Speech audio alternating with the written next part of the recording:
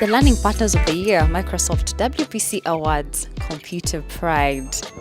Okay, my name is Mustafa Abdullabhai. I'm the CEO for Computer Pride. Computer Pride has been in business for the last 25 years and has been a Microsoft partners for almost over 10 years, 10, 12 years.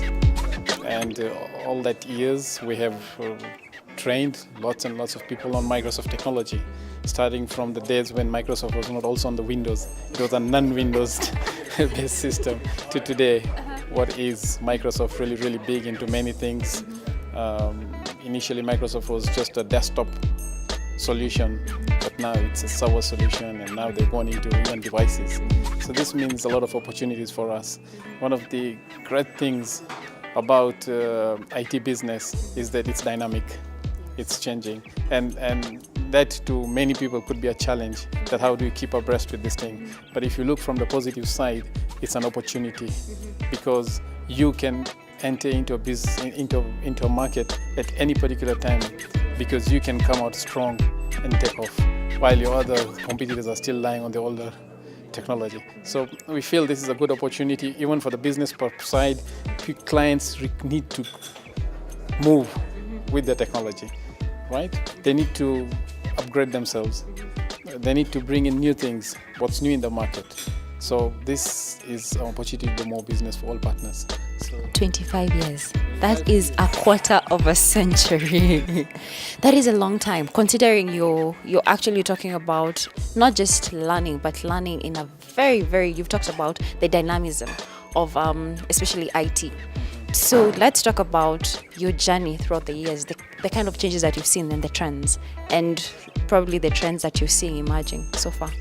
Okay, from the IT side, what's happening is that IT has been an opportunity for many nations. If you look at even the big nations, they've really leveraged on the growth of IT and really to grow their business, to grow communications across region.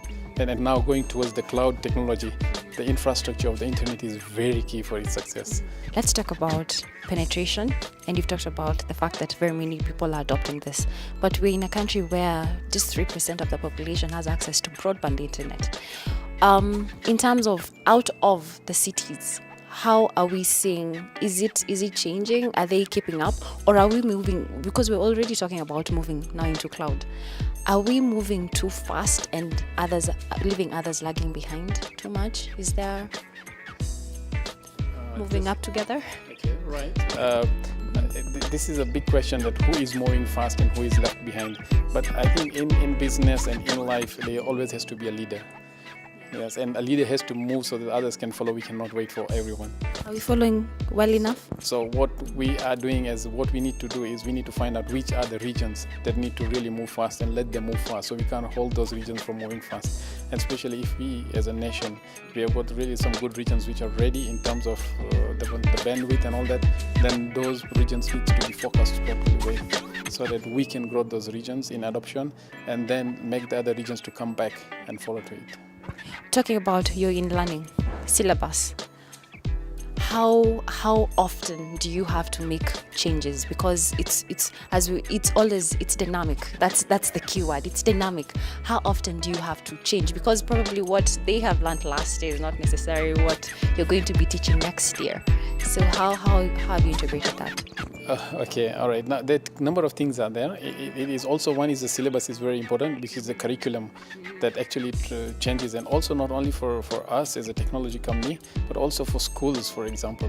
If you go to schools level, the biggest challenge is this thing that we teach them IT in schools, but this IT, when they go out, is already changed. So they find themselves so irrelevant. So even the schools today are questioning that should we continue teaching ICT in schools, or is it really not worth? Because whatever we are training them, they're going out and it's not useful to them. So that's a big question to it. So IT, this is one of the big challenges, that the curriculum changes and people need to change. Computers on which we actually deliver also needs to change in terms of its capacity. And then finally, also the trainers, they need to do continuous learning, and they have one of the things they need to always adapt to is that we have to learn to forget. That's interesting. You have to learn to forget. So you learn, you forget, and learn and forget, learn and forget, and you continue like that. And forget some more.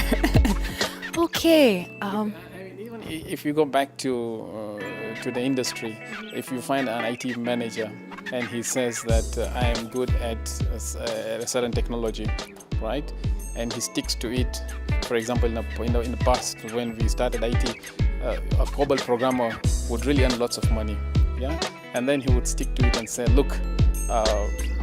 Let me do my code programming. He doesn't realize that if he continues with his COBOL programming is going outdated. You need to change and pick something else, right? You're also seeing some careers being phased out, new careers being created. Yeah, so careers are same thing.